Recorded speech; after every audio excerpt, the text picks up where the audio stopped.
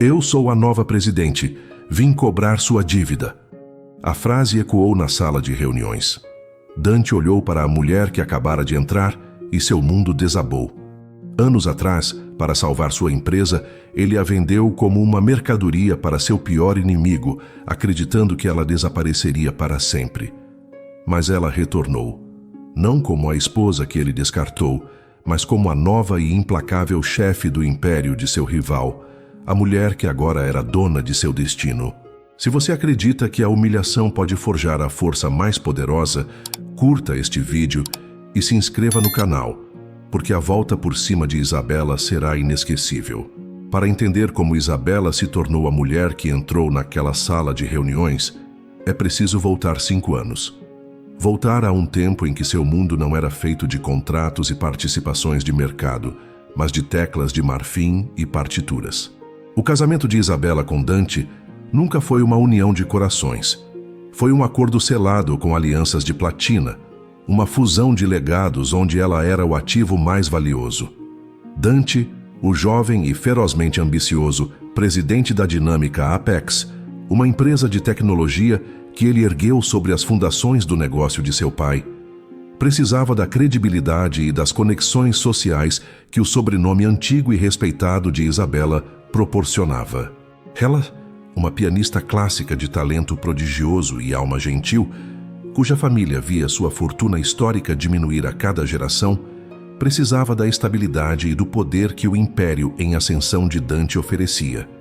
Eles viviam em uma harmonia superficial, uma dança coreografada de aparências.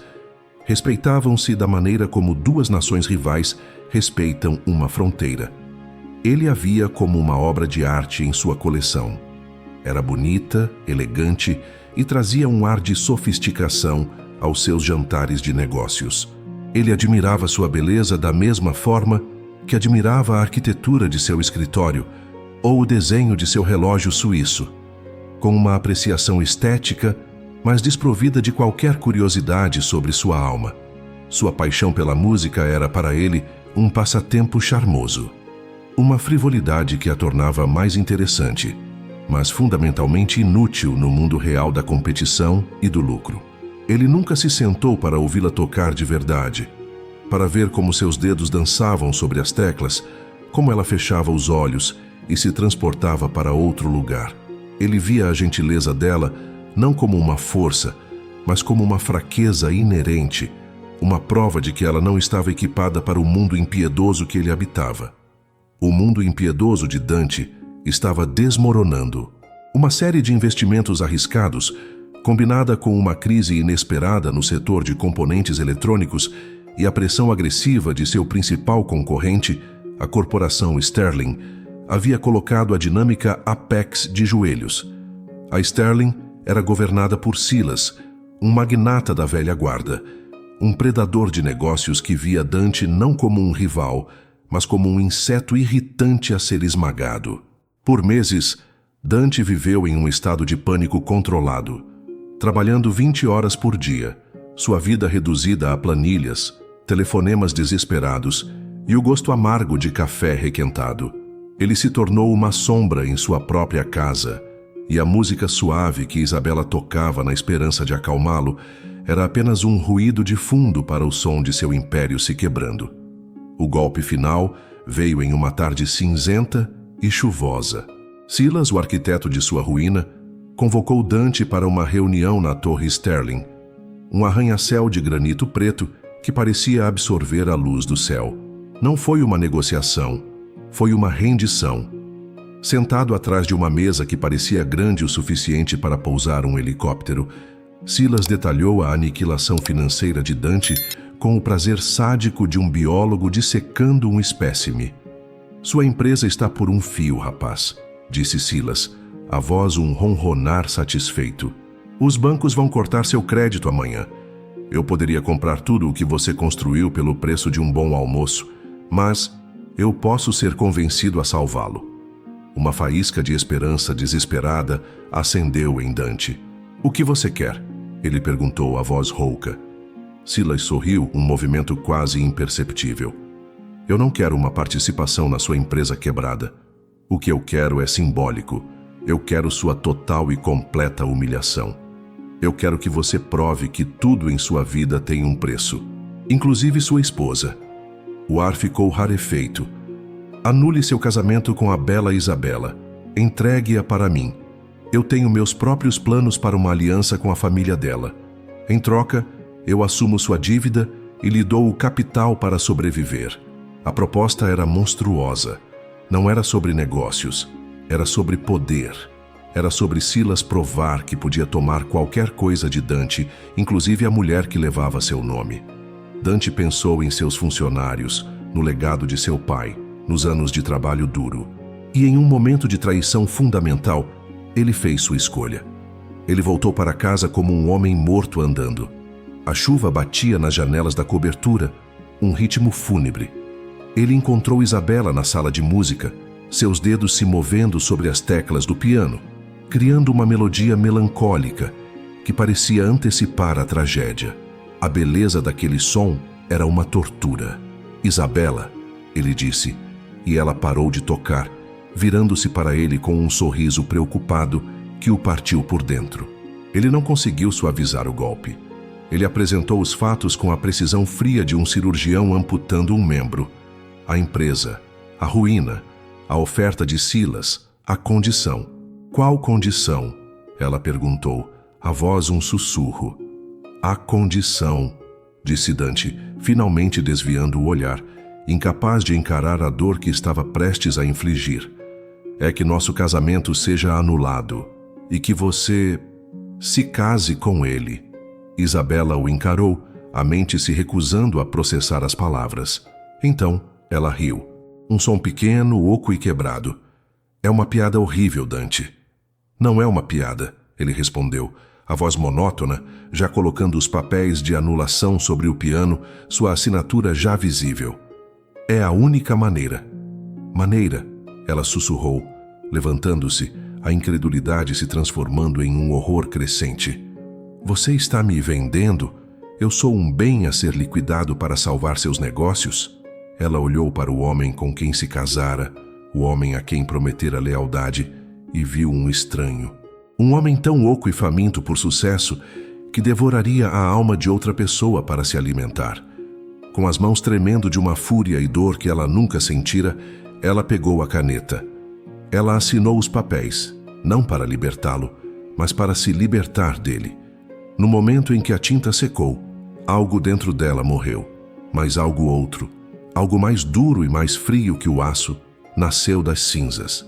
Ele a transformara em mercadoria. Um dia, ela voltaria para cobrar o preço.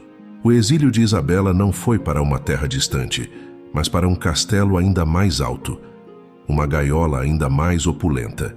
A transição da mansão Apex para a fortaleza Sterling foi rápida e desorientadora. O casamento com Silas foi um evento discreto, quase um negócio, registrado em um cartório com apenas advogados como testemunhas. Ela se tornou a senhora Sterling, um novo título para uma nova forma de cativeiro. Silas, ao contrário da indiferença fria de Dante, era um proprietário orgulhoso. Ele a exibia em eventos sociais, sua jovem e bela esposa, um testemunho de seu poder, o troféu final arrancado de seu rival. Ele a adornava com colares pesados e vestidos que pareciam fantasias, posicionando-a ao seu lado como um mestre de cerimônias posiciona sua peça mais valiosa. No início, a sensação era a mesma, ser um objeto bonito e silencioso. Mas Silas era um predador de um tipo diferente. Dante via a inteligência de Isabela como irrelevante. Silas, um homem que construiu seu império analisando cada bem em busca de valor oculto, era curioso. Ele era um colecionador que acabara de adquirir uma pintura rara e agora queria entender cada pincelada. A mudança começou em um jantar formal com banqueiros japoneses. Um dos convidados, tentando ser cortês, perguntou a Isabela sobre sua música. Antes que ela pudesse responder, outro banqueiro fez uma piada condescendente sobre como as artes eram uma fuga adorável das complexidades do mercado de câmbio. Isabela, cansada de ser tratada como uma decoração, olhou para o homem e disse em um tom de voz calmo: Na verdade, a harmonia de uma sonata de Mozart e a instabilidade do iene não são tão diferentes. Ambas são sistemas complexos baseados em padrões, tensão e resolução. Apenas as ferramentas de análise são diferentes. Um silêncio chocado caiu sobre a mesa. Os banqueiros olharam para ela surpresos. Silas, que estava na cabeceira da mesa, não a repreendeu. Em vez disso, um brilho de genuíno interesse apareceu em seus olhos pela primeira vez. Ele havia comprado a moldura sem perceber a obra-prima que estava dentro. A partir daquela noite, ele começou a testá-la. Ele deixava relatórios financeiros complexos sobre a mesa da sala de estar. Ele discutia estratégias de aquisição em voz alta durante o café da manhã. Ele a observava, analisando suas reações, procurando por aquela mesma centelha de inteligência analítica. Isabela, percebendo que sua mente era a única ferramenta que poderia lhe dar algum poder naquela casa, agarrou a oportunidade. Ela não podia escapar fisicamente, mas podia crescer intelectualmente. Ela começou a ler os relatórios. Ela começou a fazer perguntas. Por que a avaliação daquela empresa de biotecnologia é tão alta se a patente principal deles expira em 3 anos? Ela perguntou uma vez. Qual é a estratégia de proteção contra a flutuação do preço do lítio para o seu fundo de energia? Perguntou outra. Silas, primeiro divertido, depois genuinamente impressionado, começou a responder. Ele se tornou seu professor improvável, seu mentor cínico. Ele a ensinou a dissecar um balanço financeiro, a identificar a arrogância em um presidente adversário, a sentir o cheiro de fraqueza em um mercado. Ele lhe deu acesso aos seus terminais de dados, aos seus analistas. A sala de música foi lentamente se tornando menos frequentada, enquanto a biblioteca se tornou seu novo lar. A musicista gentil estava aprendendo a linguagem dos tubarões com o maior tubarão de todos. Dante foi um idiota de proporções bíblicas, disse Silas a ela um dia, depois que ela identificou uma falha em um acordo que seus próprios analistas não viram. Ele tinha uma rainha em seu tabuleiro de xadrez e a usava para servir o chá. Durante os 5 anos que passou como senhora Sterling, Isabela passou por uma metamorfose completa. A dor de sua traição não desapareceu. Ela a canalizou. Tornou-se o combustível para sua ambição. Cada fórmula que ela aprendia, cada estratégia que dominava, era uma pedra que ela afiava para a guerra que sabia que um dia viria. Ela acompanhava as notícias da dinâmica Apex, vendo como a empresa de Dante sobrevivia, mas nunca prosperava, sempre presa à dívida e à influência da Sterling.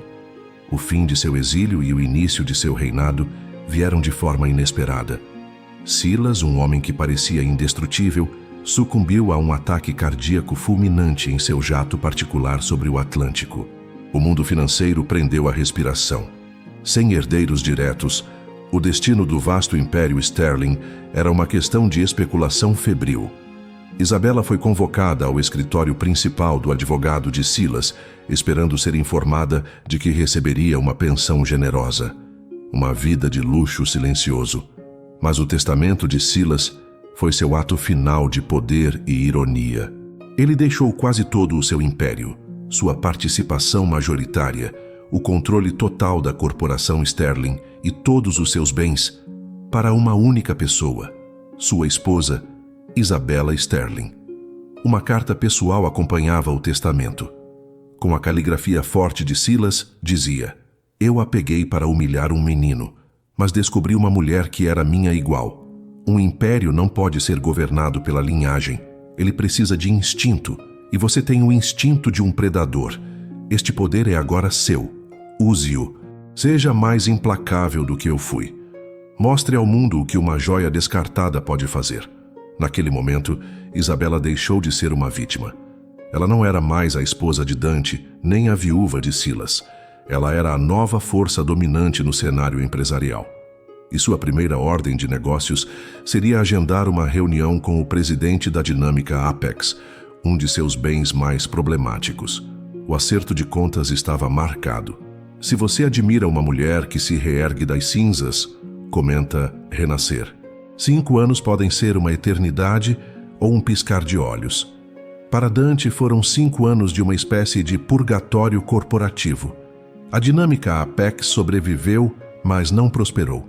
A injeção de capital da Sterling veio com correntes, uma dívida perpétua e uma série de cláusulas que o mantinham em uma coleira, sempre sob a sombra do poder de Silas.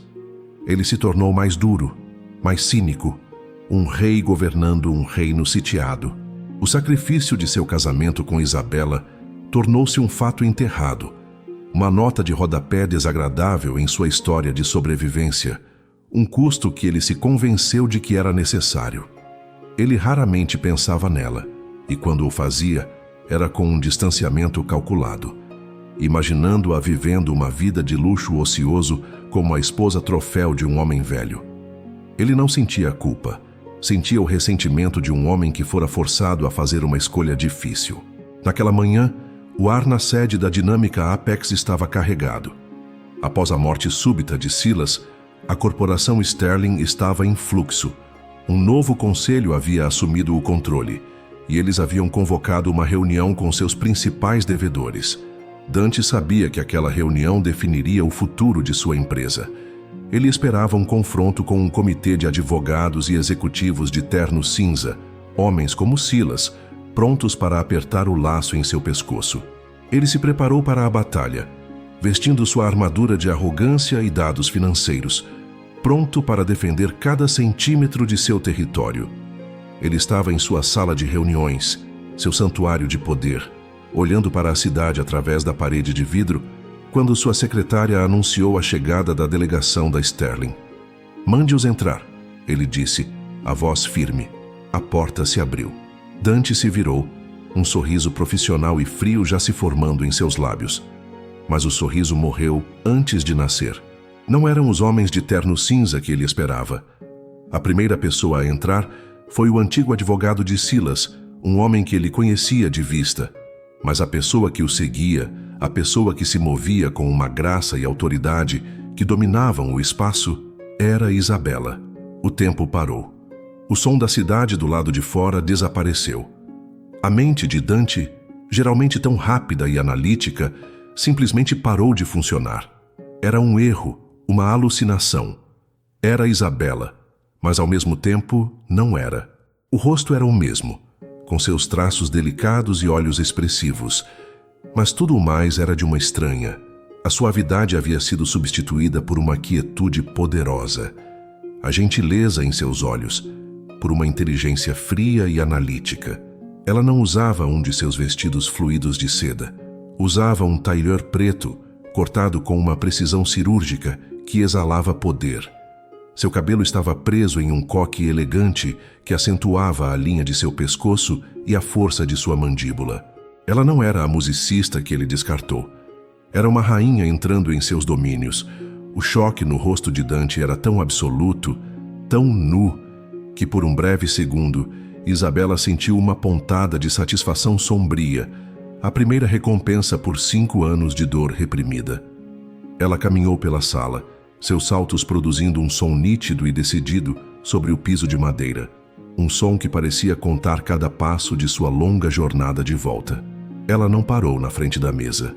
Contornou-a e sentou-se na cadeira principal, a cadeira de Dante, como se fosse seu direito de nascença. Seus advogados se sentaram ao seu lado. "Dante", ela disse, e o uso de seu primeiro nome, sem nenhum título, foi o primeiro golpe.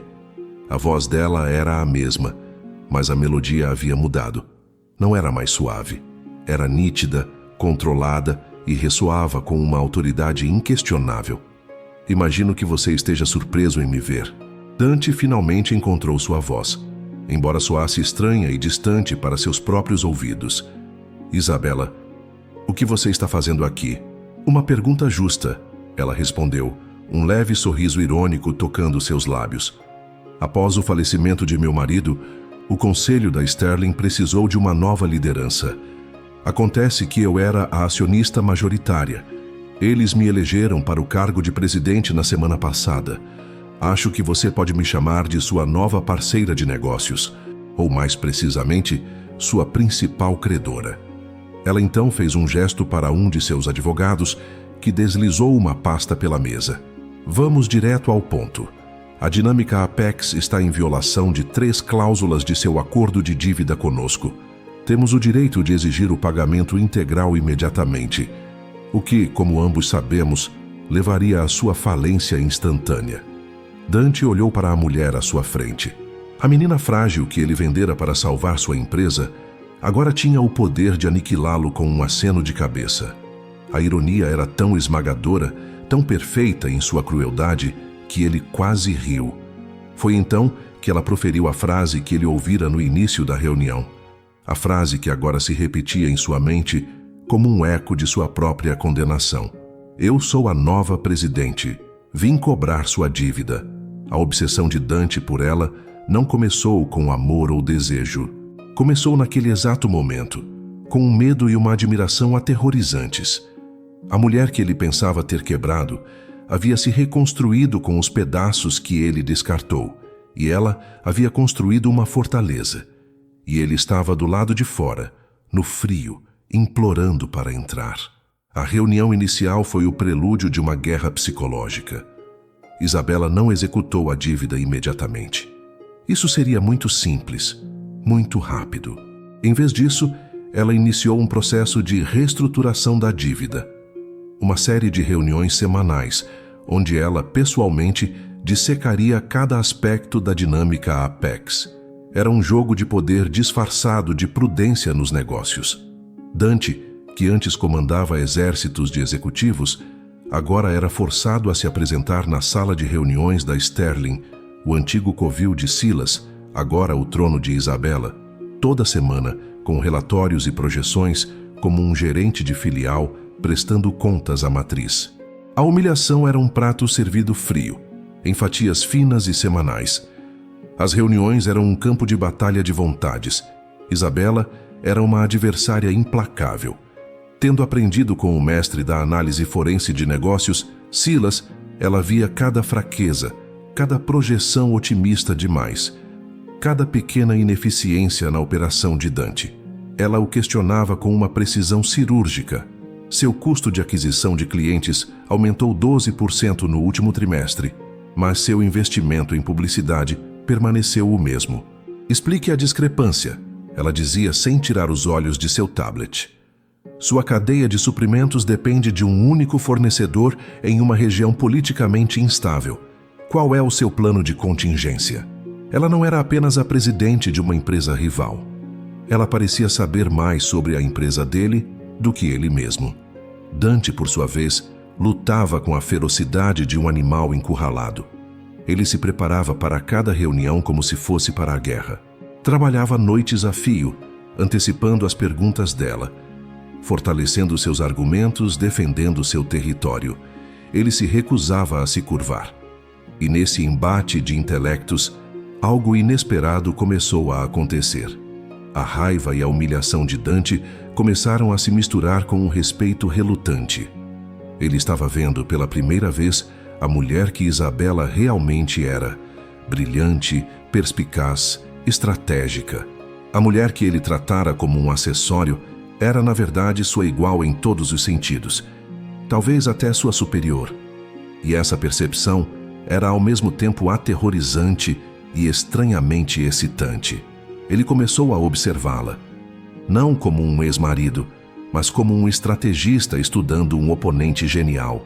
Ele notava a maneira como ela inclinava a cabeça ao ouvir um argumento fraco, o pequeno brilho em seus olhos quando ela encontrava uma falha, a maneira como ela usava o silêncio como uma arma, deixando seus oponentes se destruírem com suas próprias palavras. Ele se viu antecipando não apenas suas perguntas de negócios, mas suas reações. E quanto mais ele a observava, mais a imagem da musicista gentil se desvanecia, substituída pela imagem desta mulher de poder e inteligência. E ele se sentiu atraído por essa nova Isabela de uma forma que nunca se sentiu pela antiga. Era uma atração perigosa, nascida do conflito, uma fascinação pela força que ele mesmo havia, inadvertidamente, ajudado a criar. A tensão atingiu um pico em uma noite de sexta-feira. Uma reunião sobre a renegociação de uma patente crucial se estendeu até tarde. Um por um, os advogados e executivos se retiraram, até que apenas os dois permaneceram na vasta sala de reuniões, cercados por gráficos e documentos espalhados. A cidade brilhava lá fora, um universo indiferente à batalha silenciosa que acontecia lá dentro. "Você gosta disso, não é?" disse Dante de repente, a voz rouca pela exaustão. "Gosto do quê?" ela perguntou, sem erguer os olhos de um contrato. "Disso." Ele gesticulou para a sala, para os papéis. "De me ver dançar conforme a sua música. De me ver lutar para salvar o que você pode destruir com um estalar de dedos. É a sua vingança." Isabela finalmente ergueu os olhos. Seu olhar era frio, mas pela primeira vez, ele viu algo mais por trás do gelo. Um lampejo da antiga dor. "Vingança seria deixá-lo falir 5 anos atrás, quando você me tratou como um item em seu balanço", disse ela, a voz baixa e cortante. "Isto, Dante, não é vingança. Isto é educação. Estou lhe ensinando o verdadeiro valor de um ativo que você subestimou." Ela se levantou pronta para ir embora, mas ele, movido por um impulso que não conseguia controlar, se levantou também e bloqueou seu caminho. Eles estavam a poucos centímetros um do outro. O cheiro sutil do perfume dela, uma fragrância diferente, mais complexa e cara do que a que ela usava antes, o envolveu.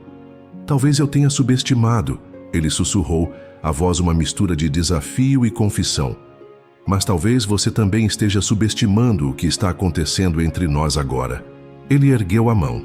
O desejo de tocar seu rosto, de sentir se ela era real, quase esmagador. O ar entre eles crepitava com uma eletricidade inegável, uma atração nascida de sua história de destruição. A mão de Dante pairou no ar por um segundo, que pareceu uma eternidade. A proximidade era sufocante, carregada com o peso de 5 anos de história não resolvida. Isabela não recuou. Ela o encarou, seus olhos um espelho de emoções conflitantes. A raiva antiga lutando contra uma curiosidade nova e perigosa. No último instante, antes que os dedos dele pudessem tocar sua pele, ela deu um passo para o lado, quebrando o feitiço. "Não confunda uma negociação de negócios com algo que não é, Dante", disse ela, a voz fria como gelo, embora seu coração estivesse batendo descontroladamente. "Nossa única relação é a de credor e devedor. Não se esqueça disso." Sem outra palavra, ela o contornou e saiu da sala, deixando-o sozinho com o eco de sua rejeição e a sensação fantasma de um toque que nunca aconteceu. Aquele momento de confronto mudou a dinâmica. O jogo de poder se tornou mais pessoal, a atração mais palpável. Dante, agora totalmente obcecado não apenas pela sobrevivência de sua empresa, mas por ela, começou a lutar de uma maneira diferente. Ele não tentava mais vencê-la em argumentos, mas impressioná-la com sua competência. Ele passou a apresentar relatórios impecáveis, a antecipar as preocupações dela com soluções inovadoras, a mostrar-lhe que o jovem arrogante que ela conhecia havia se tornado um líder maduro e capaz. Ele não estava apenas tentando salvar sua empresa, estava tentando provar seu valor para ela. A única pessoa cuja opinião de repente importava mais do que a de qualquer outro no mundo. Isabela, por sua vez, se viu em uma posição inesperada. Ela havia retornado para se vingar, para saborear a queda dele. Mas a cada reunião, a cada demonstração de sua nova resiliência e inteligência, a satisfação da vingança diminuía, substituída por um respeito profissional relutante. O homem que a vendera estava se transformando diante de seus olhos no líder visionário que ela um dia, em sua ingenuidade, pensou que ele poderia ser. E essa transformação era profundamente perturbadora, pois a forçava a questionar suas próprias motivações. Ela ainda queria destruí-lo? Ou uma parte dela, a parte que se sentia viva durante seus debates acalorados, queria vê-lo ter sucesso? Foi durante esse período de guerra fria e atração crescente que Isabela descobriu um segredo que não tinha nada a ver com negócios. Após a morte de Silas, ela herdou não apenas seu império, mas também seus segredos. Seus advogados lhe entregaram caixas e mais caixas de arquivos pessoais, incluindo registros médicos detalhados. Folheando-os por curiosidade, ela encontrou algo que a fez parar. Eram os resultados de uma série de exames que Silas havia feito 6 meses antes de sua morte. Os exames mostravam que ele sofria de uma condição degenerativa rara e agressiva. Os médicos lhe deram, na melhor das hipóteses, 1 ano de vida. O sangue de Isabela gelou. Silas sabia que estava morrendo. Ele sabia que não tinha muito tempo. Sua mente, agora treinada para ver padrões e estratégias em tudo, começou a trabalhar em alta velocidade. Por que um homem que sabia que ia morrer se daria ao trabalho de orquestrar uma sucessão tão cuidadosa? Por que ele a treinou com tanto afinco? Por que lhe dar um império que ele não viveria para vê-la governar? A resposta a atingiu com a força de uma revelação. Não era um presente, era uma arma. Silas não lhe deu seu império por admiração. Ele a usou como seu ato final de vingança contra Dante. Ele sabia que, ao dar a ela todo aquele poder, ele estava criando uma situação insustentável para o homem que ele mais desprezava. Ele não queria apenas vencer Dante nos negócios. Ele queria arruinar sua vida postumamente, colocando seu destino nas mãos da mulher que ele mais feriu. A descoberta a deixou abalada. Por 5 anos, ela acreditou que estava se reerguendo por conta própria. Agora ela via a mão de um mestre de marionetes morto, ainda puxando as cordas.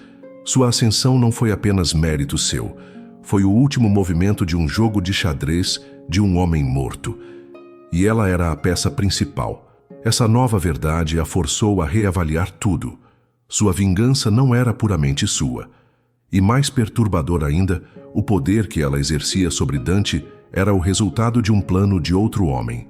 Com essa revelação pesando em sua mente, a próxima reunião com Dante foi diferente. Ele estava no meio de uma apresentação sobre uma nova tecnologia de bateria que poderia revolucionar a indústria e salvar sua empresa. Ele falava com paixão, com um brilho nos olhos que ela não via há anos. E pela primeira vez, ela não o ouviu como uma credora ou uma adversária. Ela o ouviu como a mulher que um dia admirou o visionário nele. Ela viu o homem que ele poderia ter sido o tempo todo, se não fosse pela sombra de Silas e pela sua própria arrogância. Após a apresentação, enquanto outros faziam perguntas técnicas, ela fez uma pergunta que ninguém esperava. Dante, ela disse, a voz mais suave do que o habitual. Se você tivesse a chance, o que faria de diferente 5 anos atrás? A pergunta pessoal, feita em um ambiente profissional, silenciou a sala. Ele a encarou pego de surpresa. Sua resposta seria um teste, não de seus negócios, mas de sua alma.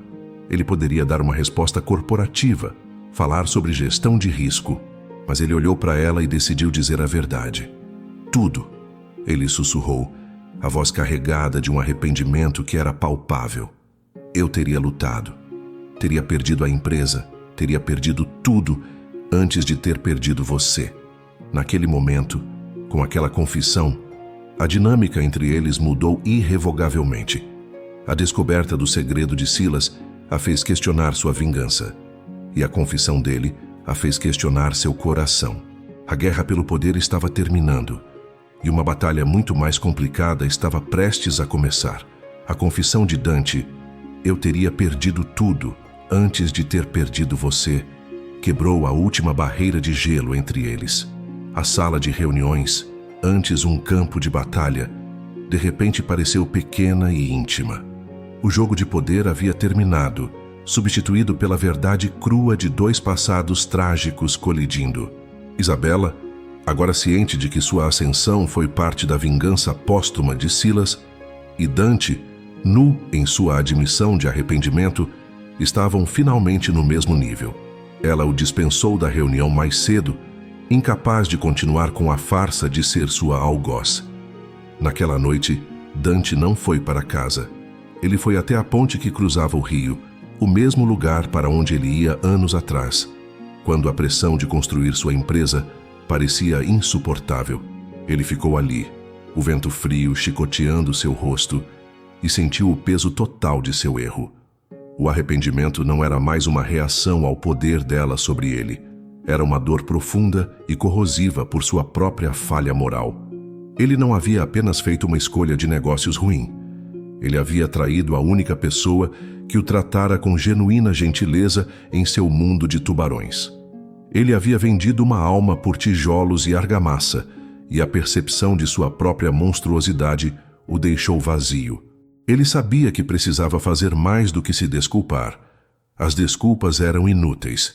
Ele precisava de um ato de penitência, um gesto que provasse que sua confissão não era apenas uma tática para amenizar a dívida. Ele passou a noite em claro e, ao amanhecer, tinha um plano. Não era um plano para salvar sua empresa, mas para se salvar de si mesmo.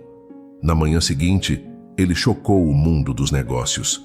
Ele convocou uma coletiva de imprensa e, na frente de toda a mídia financeira, ele renunciou ao cargo de presidente da dinâmica Apex. Eu não sou mais adequado para liderar esta empresa, ele disse, a voz firme, mas desprovida de sua arrogância habitual. Um líder é definido por seu julgamento, e meu julgamento em um momento crucial foi catastroficamente falho. Eu sacrifiquei a integridade pela sobrevivência. Eu coloquei o valor de um contrato acima do valor de uma pessoa. E por isso, perdi o direito de pedir a lealdade de meus funcionários e a confiança de meus acionistas. Ele não deu detalhes sobre o que fez com Isabela. Era uma dor que ele sentia que não tinha o direito de expor publicamente. Mas sua demissão foi um ato público de autoflagelação, um reconhecimento de que ele não merecia o poder que detinha. A notícia de sua renúncia atingiu Isabela como uma onda de choque. Ela assistiu à coletiva de imprensa em seu escritório na Torre Sterling, o rosto pálido. Ele havia feito o impensável. Ele havia desistido de tudo: seu título, sua empresa, o legado de sua família. A única coisa pela qual ele a havia sacrificado. O gesto era tão absoluto, tão autodestrutivo, que ela não sabia como reagir. Era o que ela queria? Vê-lo perder tudo? A resposta para sua surpresa foi um retumbante não. A vitória que ela deveria sentir era oca, substituída por uma dor aguda por ele. Ele desapareceu. Após a renúncia, ele se tornou um fantasma. Não atendia telefonemas, não respondia a e-mails. Sua cobertura foi colocada à venda. Isabela, agora presidente de um conselho que efetivamente controlava a dinâmica Apex, se viu em uma posição de poder absoluto sobre o império do homem que a destruiu. Mas o homem não estava mais lá para testemunhar. A vingança, ela percebeu, era um diálogo. E seu parceiro de diálogo havia desaparecido. Movida por uma preocupação que ela não conseguia mais negar, ela o procurou. Usando os vastos recursos da Sterling, ela o encontrou. Ele não estava em um resort de luxo ou em um retiro espiritual. Ele estava em uma pequena cidade costeira, trabalhando como carpinteiro em um estaleiro, consertando barcos de pesca velhos. Ela foi até lá. Ela o encontrou na doca, vestindo jeans surrados e uma camiseta. As mãos que antes assinavam contratos de milhões, agora ásperas e calejadas. Ele estava mais magro, o rosto queimado pelo sol, mas havia uma paz em seus olhos que ela nunca tinha visto antes. Ele a viu se aproximando e não pareceu surpreso. Isabela, ele disse, o nome dela soando estranho em meio ao cheiro de sal e peixe. O que você está fazendo aqui? Ela perguntou, a voz suave. Tentando construir algo com minhas próprias mãos, ele respondeu, olhando para o casco de um barco. Algo real, algo que não possa ser vendido ou negociado. Ele finalmente olhou para ela. Eu sinto muito, Isabela, pela dor, pela humilhação, por ter te transformado em uma peça no meu jogo. Não há nada que eu possa fazer para apagar isso. Eu só posso tentar me tornar um homem que nunca faria isso de novo. Ele não estava pedindo seu perdão. Ele estava simplesmente declarando sua nova verdade. Ele havia encontrado sua penitência, não em uma sala de reuniões, mas na simplicidade do trabalho honesto. E ao vê-lo ali, despojado de todo o seu poder e status, Isabela percebeu que seu coração havia feito uma escolha que sua mente ainda não havia processado. A busca dele por redenção havia, sem que ele soubesse, se tornado o caminho para o perdão dela. Se você acha que o arrependimento dele é o primeiro passo para a cura, comenta arrependimento. A imagem de Dante, o antigo titã da tecnologia, Com as mãos calejadas e o rosto queimado pelo sol, permaneceu com Isabela por dias. Ela voltou para a cidade, para a torre de vidro e aço da Sterling, mas algo havia mudado dentro dela. O mundo corporativo, com suas batalhas e estratégias, de repente pareceu artificial, um jogo de sombras em comparação com a realidade crua da penitência que ele havia escolhido. A vingança, que fora sua armadura e seu motor por 5 anos, começou a parecer pesada e sem propósito. O homem que ela queria punir já estava se punindo de uma forma muito mais profunda do que ela jamais poderia ter concebido. Ela se viu em uma encruzilhada. Como presidente da Sterling, ela agora detinha o controle efetivo sobre a dinâmica Apex. O conselho, em pânico com a renúncia de Dante, esperava que ela nomeasse um de seus próprios executivos para assumir o controle, absorvendo efetivamente a empresa e completando a conquista que Silas sempre desejou. Era o movimento de negócios lógico, mas seu coração, agora desconfortavelmente desperto, se rebelava contra a lógica. Destruir o que restava do legado de Dante parecia agora um ato de crueldade gratuito, um chute em um homem que já estava no chão. Em vez de nomear um novo presidente, Isabela fez algo que chocou o conselho e o mundo dos negócios. Ela assumiu o cargo de presidente interina da dinâmica Apex ela mesma. Ela anunciou que não haveria fusão. As duas empresas permaneceriam entidades separadas, mas trabalhariam em uma parceria estratégica sob sua liderança. Foi uma decisão que não fazia sentido financeiro a curto prazo, mas que fazia todo o sentido para a nova mulher que Isabela estava se tornando. Ela não queria mais destruir. Ela queria construir. Ela mergulhou no trabalho de reerguer a empresa de Dante, não por ele, mas porque se tornou um desafio pessoal. Ela usou sua perspicácia, sua inteligência, para consertar os problemas estruturais, para renegociar as dívidas, para inspirar os funcionários que haviam sido deixados à deriva. E ao fazer isso, ela começou a entender Dante de uma forma que nunca antes. Ela via seus acertos e seus erros, não através do filtro da dor, mas através da lente de uma líder. Ela viu o brilhantismo em seus projetos iniciais e a arrogância que o levou a se arriscar demais. É que, em um nível estranho e íntimo, ela sentiu como se estivesse em um diálogo com o fantasma dele, consertando a casa que ele havia abandonado. Durante esse tempo, ela não teve contato com Dante, mas ela o mantinha sob observação discreta. Ela soube que ele continuava em sua vida simples, recusando todas as ofertas para retornar ao mundo corporativo.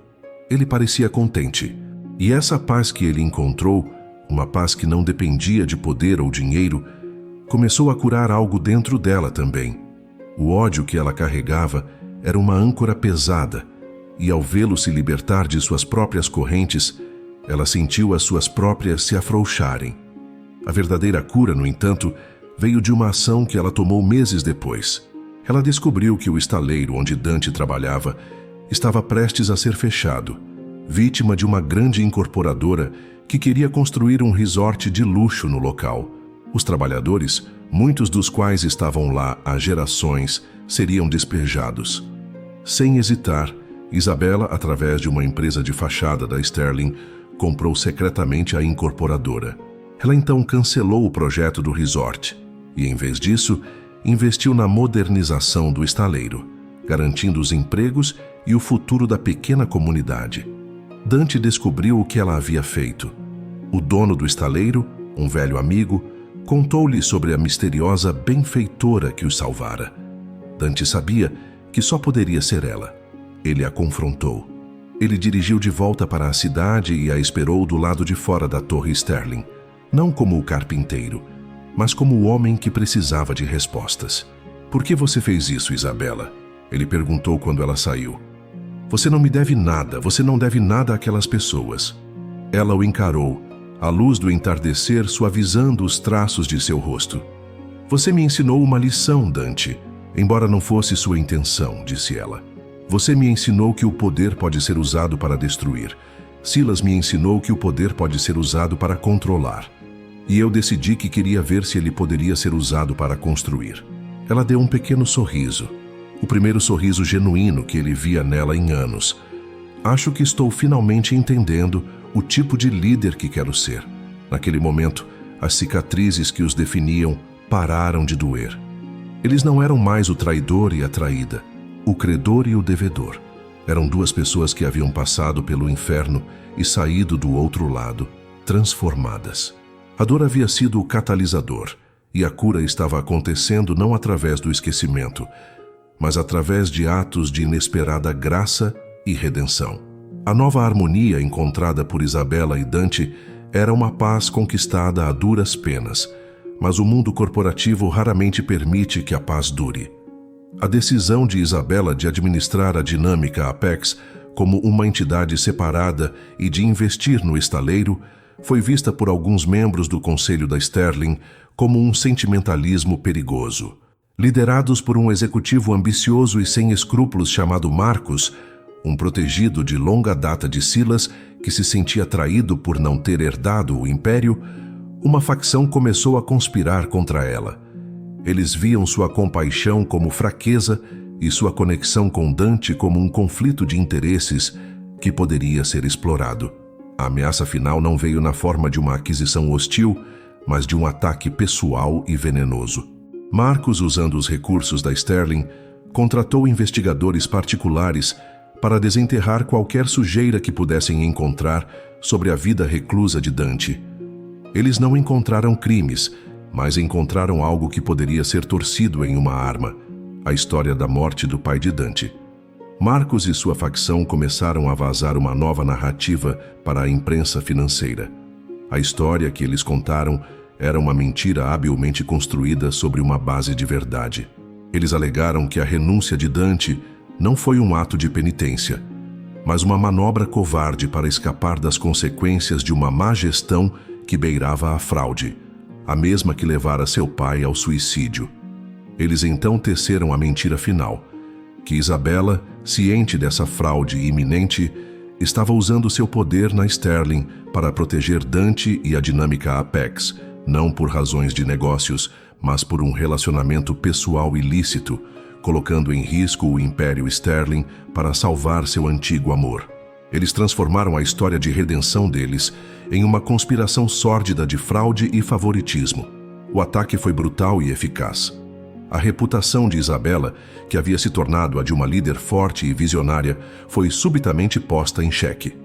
O conselho da Sterling convocou uma reunião de emergência para exigir uma explicação. Ela estava em perigo de perder tudo o que havia conquistado, não por um erro seu, mas pelo passado de Dante sendo usado como arma contra ela.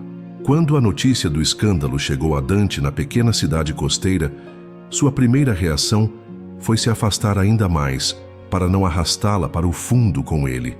Mas então, a raiva o consumiu, uma raiva protetora. Eles estavam usando a memória de seu pai e a honra dela para seus jogos de poder sujos. O homem que havia renunciado a tudo para encontrar a paz percebeu que havia uma última batalha a ser travada. Ele pegou o primeiro trem para a cidade. Ele chegou à Torre Sterling na manhã da reunião do conselho, vestindo não suas roupas de carpinteiro, mas um terno que ele havia guardado. Ele parecia mais uma vez o presidente da dinâmica Apex, mas havia uma nova calma e uma autoridade de aço em seu olhar. Ele entrou na sala de reuniões sem ser convidado, para o choque de todos, especialmente de Isabela. "Peço desculpas pela interrupção", disse Dante, sua voz ressoando na sala silenciosa. "Mas parece que meu nome está sendo discutido, e eu acredito que tenho o direito de falar por mim mesmo." Marcus tentou dispensá-lo. "Você não tem mais lugar nesta mesa, Dante." "Pelo contrário", respondeu Dante, olhando diretamente para Marcus. "Eu sou o assunto principal, e estou aqui para esclarecer as coisas." Com uma calma e clareza que ninguém esperava, Dante desmantelou a conspiração. Ele apresentou documentos que provavam que as dificuldades da dinâmica Apex sob sua liderança foram resultado de riscos de mercado, não de fraude. Ele falou abertamente sobre o suicídio de seu pai, não como um segredo vergonhoso, mas como uma tragédia familiar. E então ele se virou para o conselho. "Vocês querem saber a verdade sobre meu relacionamento com a presidente Sterling?" ele disse. A verdade é que eu a feri de uma forma imperdoável anos atrás. E tudo o que ela fez desde que assumiu o poder foi mostrar uma integridade e uma visão que eu mesmo não possuía. Ela não está protegendo um criminoso. Ela está liderando. Se vocês não conseguem ver isso, então não são dignos de seu comando. Mas seu golpe final foi para Marcos. E para o senhor Marcos, que desenterrou a tragédia da minha família para seu próprio ganho, minha equipe jurídica estará em contato. Vamos descobrir cada violação, cada conversa sua. Acredite, eu sei como uma aquisição hostil funciona. A ameaça vinda do homem que havia se tornado um mestre nisso era palpável. Sua defesa apaixonada e sua demonstração de força não apenas silenciaram seus acusadores, elas solidificaram a posição de Isabela. Naquele momento, eles não eram mais duas pessoas com passados separados, eram uma unidade. Ele voltou do exílio não para reivindicar sua empresa, mas para defender a honra dela. Eles enfrentaram a ameaça final juntos, transformando um ataque projetado para destruí-los em sua mais forte demonstração de aliança. Se amou vê-los lutando lado a lado, comenta a equipe. A intervenção dramática de Dante na reunião do conselho da Sterling não apenas salvou a reputação de Isabela, ela redefiniu completamente o relacionamento deles aos olhos do mundo e, mais importante, aos seus próprios. O ataque de Marcos e sua facção ruiu sob o peso da verdade e da ameaça legal de Dante. Marcos foi forçado a renunciar em desgraça. A vitória foi absoluta, deixando Isabela com um controle inquestionável sobre o Império Sterling e uma aliança inabalável com o homem que ela um dia considerou seu inimigo. A guerra havia terminado. Todas as dívidas, tanto financeiras quanto emocionais, pareciam ter sido pagas. No silêncio que se seguiu, uma nova questão emergiu, uma questão de coração, não de negócios. Eles haviam se tornado parceiros, aliados, confidentes.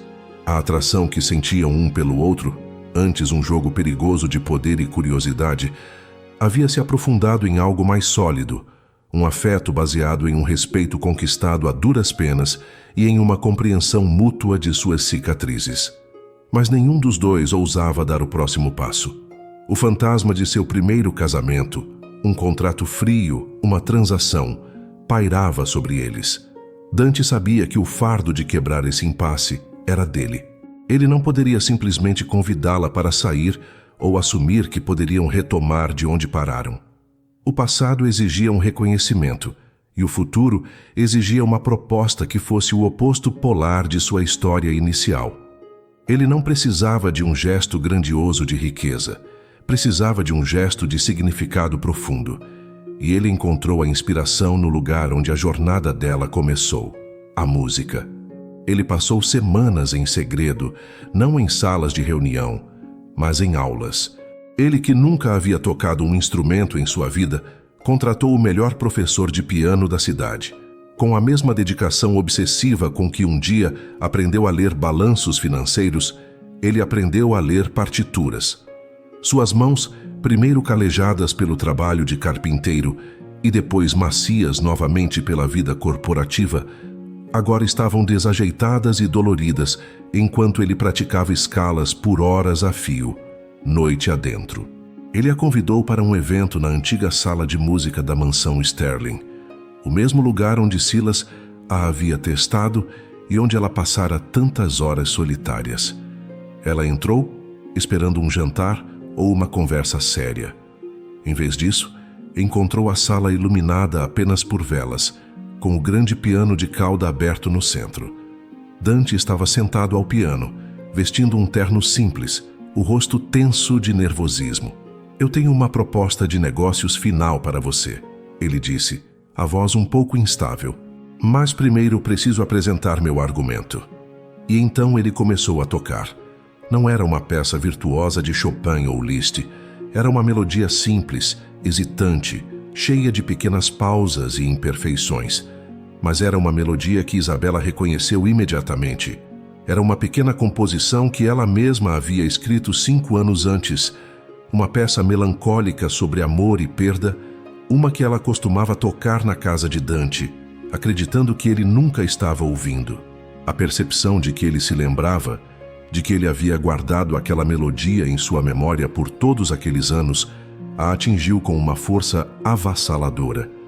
Ele tocou a peça inteira, suas mãos desajeitadas, se movendo com uma sinceridade que nenhuma proeza técnica poderia igualar. Quando a última nota pairou no ar, ele se virou para ela, o rosto vulnerável. "Eu sei que não foi perfeito", ele disse, "mas eu queria te mostrar, não com palavras, mas com esforço, que eu finalmente estou ouvindo. Eu ouvi você naquela época, Isabela, mesmo quando parecia que não. Eu só era tolo demais para entender a beleza do que estava ouvindo." Ele se levantou e caminhou até ela. Ele se ajoelhou. Ele tirou uma pequena caixa do bolso, mas não a abriu imediatamente. "O primeiro acordo que fiz com você foi sobre eu te possuir. Eu te dei um anel para selar a compra de um ativo. Hoje, eu não quero te possuir. Eu quero pertencer a você. Eu quero que você seja minha parceira, minha conselheira, minha crítica mais dura e minha maior apoiadora. Eu quero construir algo real com você. Não um império de vidro e aço, mas uma vida de música e risadas." Ele finalmente abriu a caixa. Dentro não havia um diamante.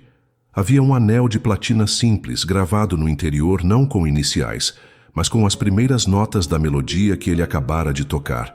"Isabela", ele sussurrou, a voz embargada. "Você me daria a honra de ser minha esposa, minha parceira, meu tudo para sempre." As lágrimas escorriam livremente pelo rosto de Isabela, mas pela primeira vez em muito tempo eram lágrimas de pura e avassaladora alegria. O homem à sua frente havia atravessado o inferno de sua própria criação para encontrá-la do outro lado. Ele não estava apenas se desculpando pelo passado, ele estava provando que havia aprendido sua linguagem, a linguagem de seu coração. "Sim", ela conseguiu dizer entre soluços felizes. "Sim, Dante, para sempre. Se esse pedido te fez suspirar, comenta amor." A cena final se passa 3 anos depois. A luz dourada do final da tarde inunda uma sala que não é nem um escritório, nem uma sala de música formal, mas um espaço híbrido, luminoso e acolhedor. De um lado, há uma estante de livros cheia de volumes sobre arte, arquitetura e finanças. Do outro, um magnífico piano de cauda. No centro, um grande tapete macio onde uma menina de 2 anos, com os olhos escuros do pai e o sorriso radiante da mãe, empilha blocos de madeira com uma concentração intensa. Isabela, agora uma figura reverenciada no mundo dos negócios e da filantropia, conhecida por sua liderança ética e seu apoio às artes, está sentada em um sofá próximo, lendo uma história para sua filha. Dante entra na sala, não mais com a urgência de um CEO, mas com a calma de um homem em paz. Após o casamento, eles fizeram algo radical. Fundiram a Sterling e a Apex em uma nova entidade, a Aliança Sterling Apex, e nomearam um novo presidente para cuidar das operações do dia a dia, enquanto eles assumiram o papel de co-presidentes do conselho. Isso lhes deu o tempo para se concentrarem no que realmente importava. Ele se senta ao lado de Isabela, passando o braço ao redor dela e beijando o topo de sua cabeça. Ele não está mais assombrado. As sombras em seus olhos foram substituídas por um calor profundo e constante. Eles observam a filha brincar, um silêncio confortável entre eles, o tipo de silêncio que só existe entre 2 pessoas que conhecem a alma uma da outra. "Ela tem o seu talento para a construção", diz Dante sorrindo, enquanto a torre de blocos da filha desaba. "E a sua teimosia para começar de novo", responde Isabela rindo. Em uma prateleira de destaque, há um único objeto emoldurado, a partitura original da pequena melodia que Isabela compôs anos atrás, agora com uma inscrição abaixo, a primeira de muitas colaborações. É um lembrete constante de sua jornada, não da dor, mas da resiliência, não da traição, mas da redenção. Eles aprenderam que seu maior triunfo não foi salvar ou conquistar uma empresa, mas salvar e conquistar um ao outro. Sua filha cambaleia até eles, exigindo ser pega no colo. Dante a levanta, e a menina ri, o som mais precioso do mundo. Isabela se inclina e os três ficam ali, um pequeno universo de felicidade conquistada. Eles não esqueceram o passado, eles o honraram, aprendendo com ele. E no processo, construíram um futuro que nenhum dos dois, em seus momentos mais sombrios ou em seus sonhos mais selvagens, poderia ter imaginado. O narrador encerra com uma voz calma e sábia. Às vezes, um homem deve perder seu império para encontrar seu reino. E às vezes uma mulher deve perder tudo para descobrir seu verdadeiro poder. A história de Dante e Isabela não é sobre negócios ou vingança. É sobre o valor de uma alma. É sobre a descoberta de que a maior riqueza não está no que você possui, mas no que você está disposto a sacrificar por outra pessoa. Eles começaram como peças em um tabuleiro de poder, mas aprenderam a jogar um jogo diferente, um jogo onde a única vitória que importa é encontrar o caminho de volta para casa, um para o outro.